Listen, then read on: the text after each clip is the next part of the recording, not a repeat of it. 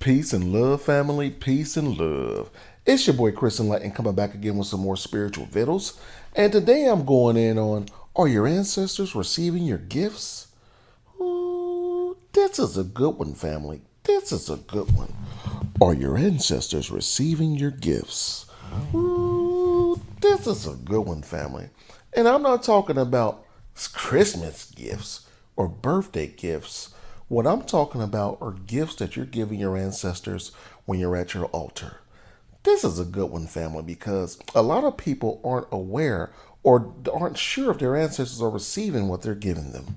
And one thing I always implore people to do is take your crystals off your altar.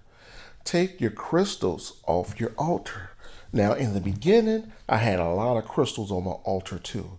But now that I have a higher understanding of what crystals do, I remove crystals from my altar. I do have a crystal altar now. I have a crystal altar, but I don't have any crystals on my ancestor altar. First off, crystals are nothing more than energy reserve holders. They take and they give energy. They store energy. So if you're at your ancestor altar and you're giving all this love, light, divine prayers, well wishes, and all that good stuff, a portion of what you're giving your ancestors are being soaked up by the crystal on your altar. Secondly, when you're at your ancestor altar and your ancestors are giving you love and well wishes and things like that in return, the crystal gets a part of that as well. So it's a good practice to take your crystals off of your altar. If you don't, that's on you. I'm just telling you about how I've been winning since I removed the crystals from my ancestor altar. When I removed all the crystals from my ancestor altar, I started winning exponentially. I'm talking about winning exponentially, family. And I felt the difference more than anything. So if I were you, I'm imploring you to take the crystals off your altar, see how it feels. If it feels good, you're winning. If it's not, do you. Do you. Secondly, if you start having dreams about your ancestors and they're doing all good, new clothes, balling, having parties, laughing and smiling, that's a good indication that your ancestors are doing well, and all the prayers, the ancestral money, the food, the water, libation, everything that you're giving them, they're receiving. They're receiving. If you're having a dream and your ancestors are, oh, woe is me, barely living, barely breathing, like really struggling, and you know you're at your altar once a month, just on the third Wednesdays of every month, that's a clear indication that you're not at your ancestor altar enough. You know, I'll be honest with you guys. I'm going to be 100% honest with you guys. I've gone a month without going to my ancestor altar. And I'll never do that again because I was having such a strenuous, rough time in my waking life. You know what I mean? I was having issues at work. Things weren't going my way.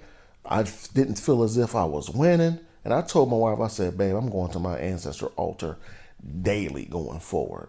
And as soon as I started going back to my altar, I had a long session too when I started going back. I had a long session. And ever since I've been back, I've been winning exponentially, family. I mean, I really can't explain to you how much I've been winning since I've been consistent. One thing about magic and rituals and practice, your spiritual practices, is it's all about consistency. It's not about what you do, it's how much you do what you do. I don't care if you have a spoon on your altar and you're going to your altar every day saying divine prayers, trying to activate that spoon. That'll be a powerful spoon. I'm talking about a powerful spoon. And that's how your practices go. The more you do it, the more energy you funnel into your practices. Your altar is nothing more than a portal. Your altar alters your reality.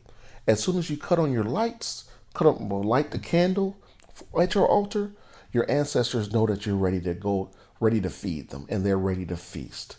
It's just as simple as that. It's just as simple as that. Another thing you can do, and I've said this a bunch of times in my other videos, if you have some fruit, like an apple or orange or something like that, preferably an apple, kiwi, anything. When you put that apple or your orange on your altar or kiwi, and you leave it on there for like a month and it doesn't go bad, it doesn't mold, and you're going to your altar every day, you know your ancestor altar is working. You've activated your ancestor altar. If you know you're one of those people that go to your altar the third Wednesday of every month, that apple, kiwi, orange will rot. It will rot. But if you're going daily, the portal that's within your altar will petrify that fruit. Again, I've had an apple on my altar for over a year. I bit into it and it was fresh and crisp. The outside of the skin was a little tough, but that's cool. It didn't have any dents, no brown marks, and it didn't mold or decay. That's how I knew. Another thing that happened to me personally is I started having dreams about my father. When I first set my altar up, 3 weeks into me setting my ancestor altar up, I had a dream about my father. He was talking, he had on regular clothes, and I couldn't hear anything. 4 or 5 months until my altar, he was talking to me, hugging me, telling me he loved me, things like that. He was literally winning. Let me know how proud he was of me. He was at a party of other ancestors. I didn't even know who they were. When I stepped to the door, they was all happy to see me. So when you set your ancestor altar up, your ancestors chose you to be the ambassador of the family. It ain't no joke. It ain't no joke. So when you're doing your ancestor practices, when you're at your altar and you're doing your altar practices and things like that, you were chosen to do that. You were chosen to help uplift your lineage. So you need to take that seriously. You need to take it seriously. And there's nothing you have to go outside and say, hey, I got my ancestor altar up. What's good? It's just a personal relationship between you and your ancestors. That's it. Your altar is nothing more than a physical representation of your spirituality, and your altar alters your earthly reality, and is your own personal relationship. It has nothing to do with nobody else. Me and my wife, we have our own altar room. No one goes in that room but us, because that's our altar room. That's our altar room, family. When you go in there, you open the door, you smell the remnants of that Palo Santo, that sage. We got some, what's that, Florida water. We got Palo Santo water. We got all different medleys of sage, incense. It smells beautiful when you go in there. It smells beautiful when you go in there. We go in there and cut the lights out and get busy and give thanks. There's nothing like taking care of your ancestors, family. Another way you know your ancestors are hearing you is when you may be at work, you may be driving, and they're always on your mind. When you're thinking about your ancestors, they're thinking about you too. If you are at the cheesecake factory eating cheesecake and you just start thinking about Big Mama, Big Mama's probably there with you. You know, when you think about things in the ether, it happens real time.